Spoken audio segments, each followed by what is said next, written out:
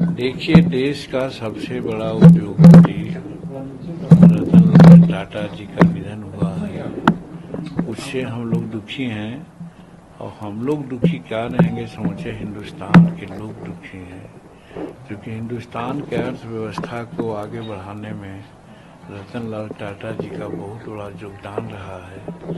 ऐसे उद्यमी को, ऐसे देशभक्त को जाने से जरूर हम लोगों को धक्का लगी है, और हम भगवान से प्रार्थना करते हैं कि उनकी आत्मा जहाँ भी रहे उनको शांति मिले।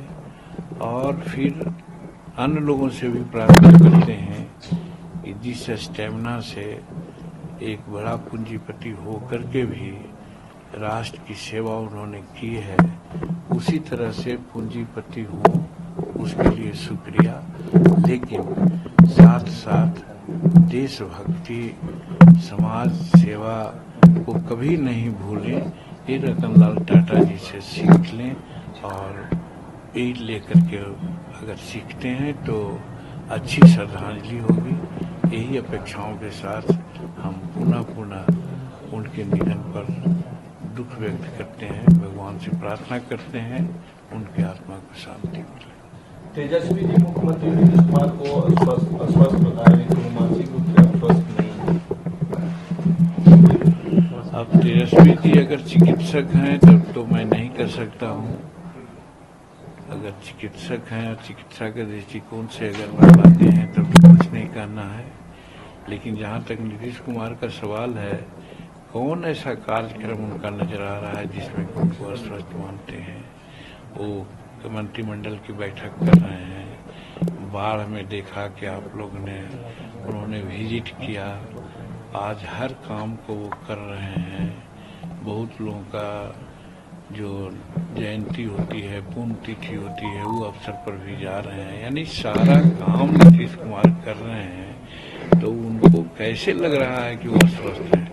हमको तो लगता है कि तेजस्वी जी तो अस्वस्थ न हो गए हैं। झारखंड चुनाव में हम क्या भूमिका रहे जिससे अभी हाल में हम चतरा में एक बैठक जाके किया है, और वहाँ घोषणा किया है कि वहाँ पर 10 सीट पर हम लड़ने का प्रयास करेंगे। लेकिन हम एनडीए में हैं, एनडीए के माध्यम से चर्चाएं चल रही है और चलाएंगे, और जो सीट मिलेगी उस सीट पर हम लोग लड़ेंगे। लेकिन चुनाव वहाँ जरूर लड़ेंगे हिंदुस्तानी अवाम मोर्चा सेक्टर के लोग। प्रधानमंत्री मोदी ने कहा है कि कांग्रेस मुसलमानों को डरा कर राजनीति करती है, हिंदुओं को बांटने की कोशिश करते हैं। देखिए, नरेंद्र भाई मोदी जी भी वर्तमान में मैं समझता हूँ कि अलौकिक शक्ति से भरपूर्ण हिंदुस्तान और भारत की सेवा करते हैं। उनके मुखार बिन से जो भी बातें उठती है, आती है, वो मौजूद होती है, हिंदुस्तान के लिए, भारत के लिए लाभदायक होती है। आज कह सकते हैं कि कांग्रेस की बात जब वो लोग करते हैं, तो जम्मू कश्मीर में जब उन लोग प्रचार कर रहे थे कांग्रेस वाले लोग, तो क्या नारा दे रहे थे? JNK मतलब कि पाक ऑक्युपाइड था, POK था, उसके बारे में उन लोग क्या क्या न बोल रहे थे। तो वैसी बातें बोलना और फिर विदेश में जाकर के हिंदुस्तान के बारे में कुछ कहना, ये सब कोई राष्ट्रभक्ति नहीं है।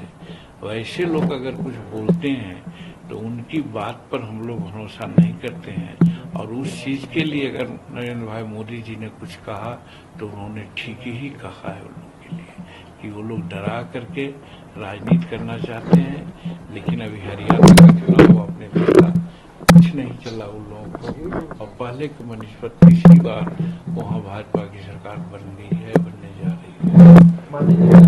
चिराग पासवान रामविलास पासवान के असली उत्तराधिकारी नहीं है, क्योंकि आपने कहा कि पशुपति पारस असली उत्तराधिकारी।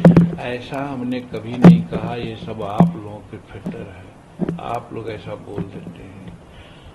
हम गए थे, रामविलास पासवान जी की पुण्यतिथि थी, पारस जी ने हमको बुलाया था, पारस जी बीमार भी थे, हम उनके यहाँ गए।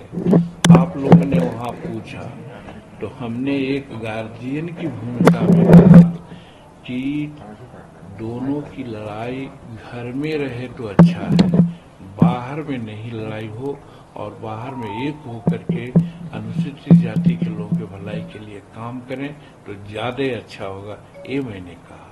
पर चिराग पासवान के जीजा जी हैं, कह रहे हैं कि चिराग पासवान दलित नेता के रूप में उभर रहे हैं तो कुछ लोगों की परेशानी हो रही है। अब कौन क्या कर रहा है उससे हमको क्या मतलब है, हमको न पता है। आपने जो कहा सर, तेजस्वी के यहाँ से चूहा निकलता और हमारे घर में उसकी बातें हो चुकी है।